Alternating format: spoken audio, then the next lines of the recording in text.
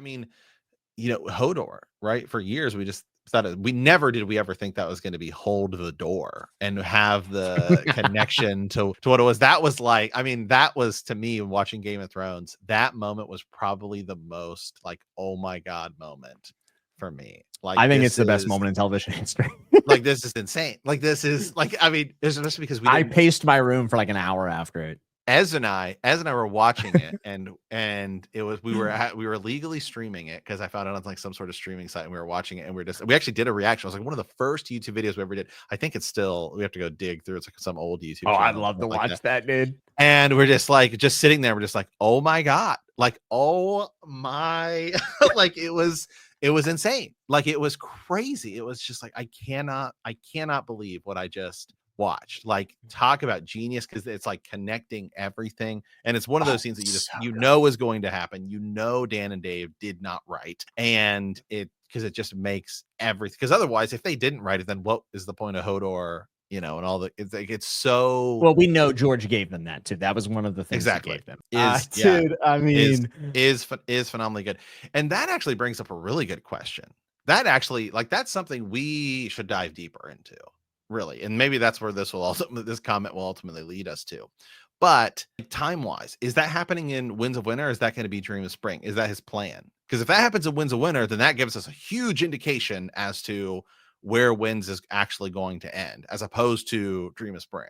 I think it happens at the end of Winds. Yeah, for me, it happens in Winds. I think Dream of Spring is all about like the final conflict. Dany's there, like the convergence. You know what I mean? Like, what do we do now that all the pieces are on one side of the board, and going from there. So I do think in Winds you'll see the Hodor moment. Yeah.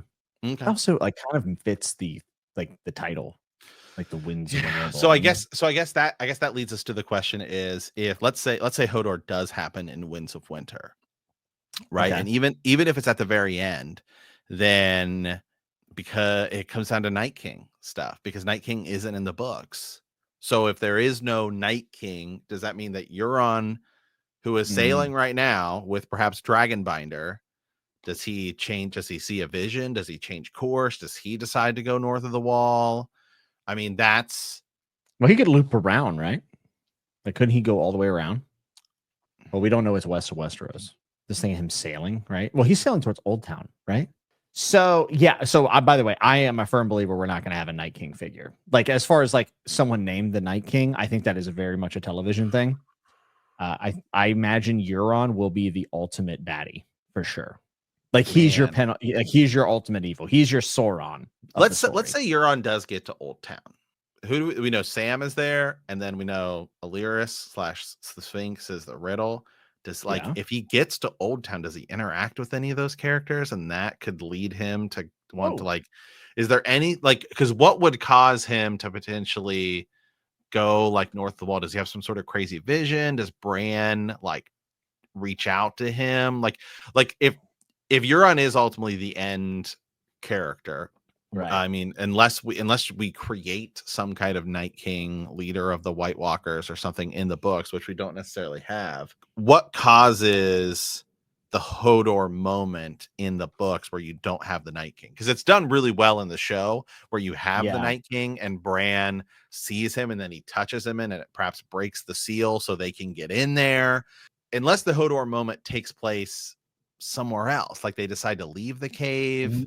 Well, yeah, they could decide it's time to head back. I mean, there's a lot. I think this is just one of those spots, Matt, where like I think it's gonna be a lot different than the show. Like, we always talk about like what's going to be different. Like, I think it's going to be drastically different. And for the one piece that is, George is going to go into the fantastical, and the nature of the others is completely different in the book too. Right. So like, I just think it's going to be vastly different than the show. I think the show did what they could with the fantastical elements and wanted to get into, who's going to sit the throne. Like, that was their main selling point.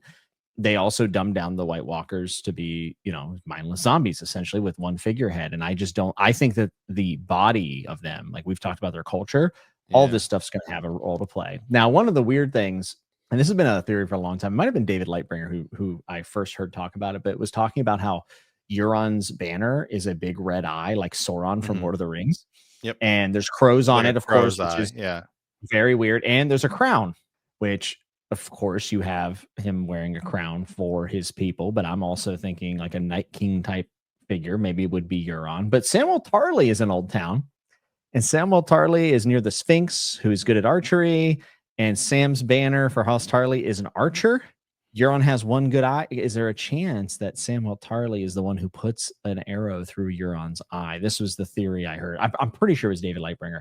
I've always found that which goes down to like The Hobbit, you know. And George does love paying homage. He does. Yeah.